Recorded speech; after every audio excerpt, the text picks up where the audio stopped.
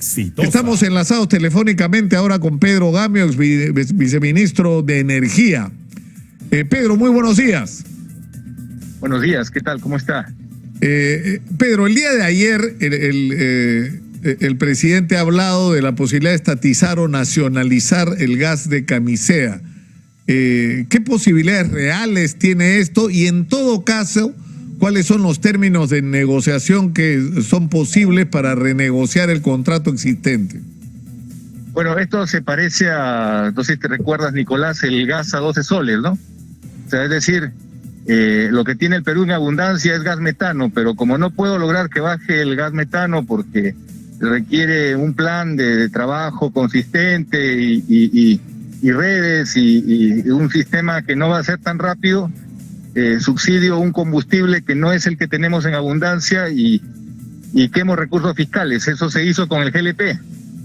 Se empezó a subsidiar el GLP y ahora tenemos un problema que un montón de peruanos apostaron al GLP y ahora se les ha ido el precio a las nubes y comienzan a pensar, ¿por qué no me cambié en su momento al gas metano, no? Es decir, es una palabra. ¿Qué significa nacionalizar en términos políticos? Significa estatizar. Y en este momento sería el peor negocio para el Perú hacer eso.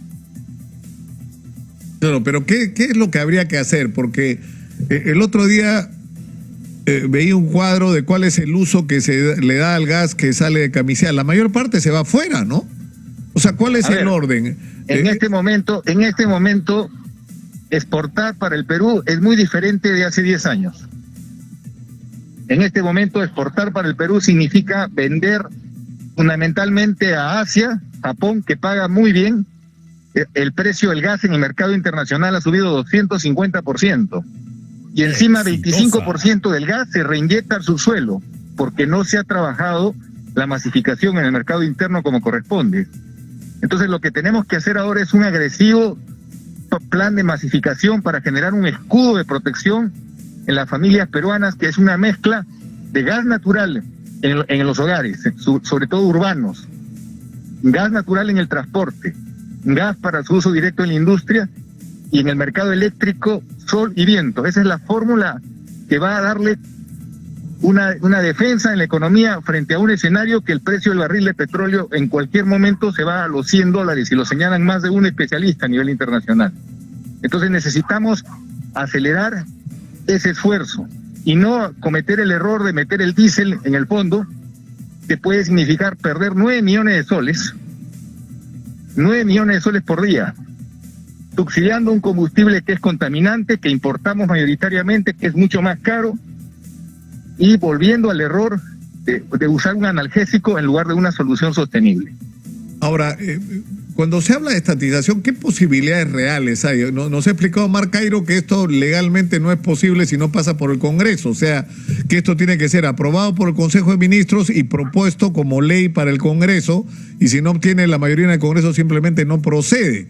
Pero, ¿cuál sería el negocio para el Perú, aparte de meterse en un lío probablemente con los actuales titulares del contrato y crear un clima de desconfianza? Porque eso te puede generar, ¿no?, en inversionistas que ahora están mirando la posibilidad de invertir en el Perú, ¿no?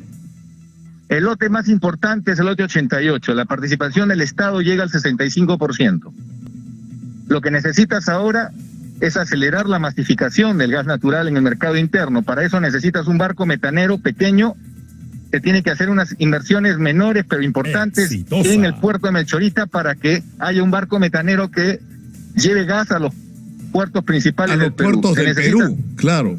Se necesita 200.000 conexiones anuales para llegar a 1 millón de peruanos cada año y lograr, al término del gobierno, acercarnos a la mitad de Perú gozando del gas natural que nos debe durar entre 25 y 30 años.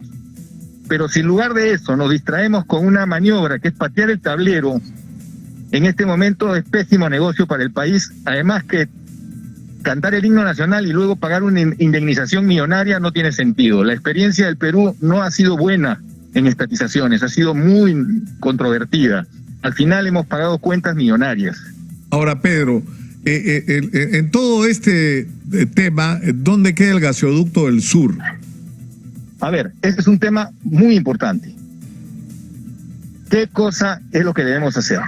llegar al sur de todas maneras.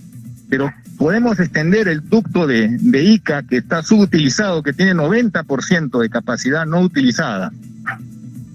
Podemos hacerlo a la dimensión de la demanda del sur, que no es más que la cuarta parte de lo que significa Lima.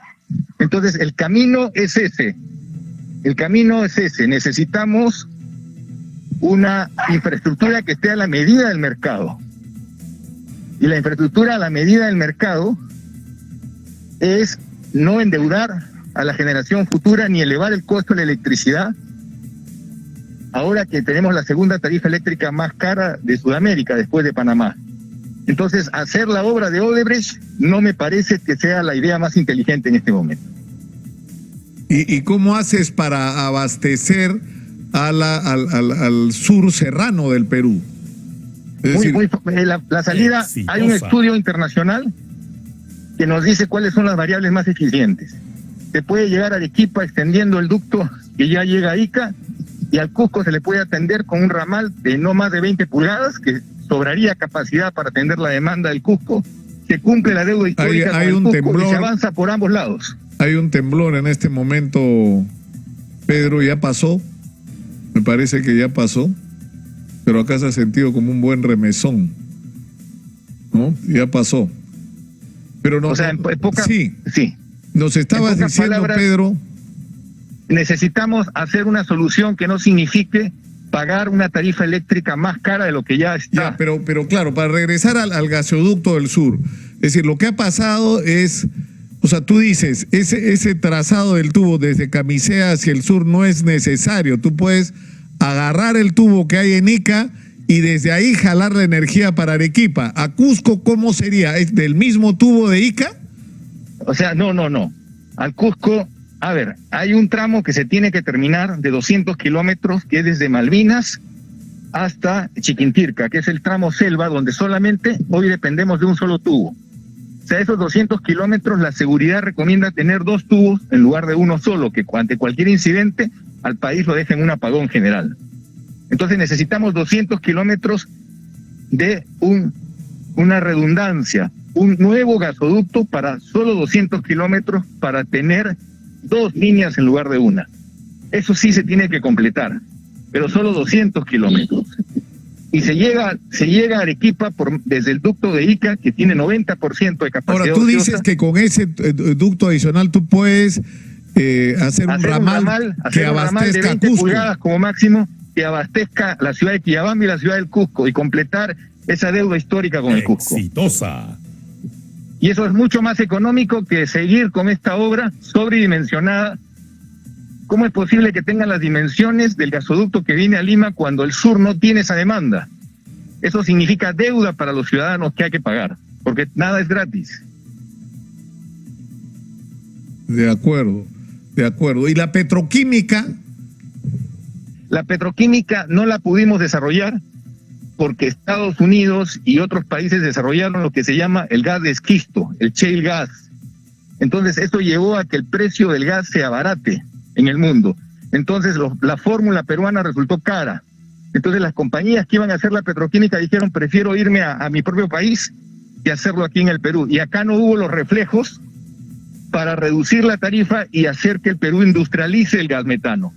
Hoy tenemos un nuevo chance de hacerlo, pero no hay necesidad para industrializar el gas de construir un gasoducto sobredimensionado. Tiene que ser la oferta. Tendría que escucharte la gente del gobierno, ¿no, Pedro? A ti y a otros especialistas en estos temas, ¿no? Para encontrar salidas razonables y sensatas a este tema, ¿no? Yo te agradezco mucho, Pedro. Te agradezco mucho por esta conversación, como siempre, muy gentil. Pedro Amio, ex viceministro de Energía, ustedes lo han escuchado. La información de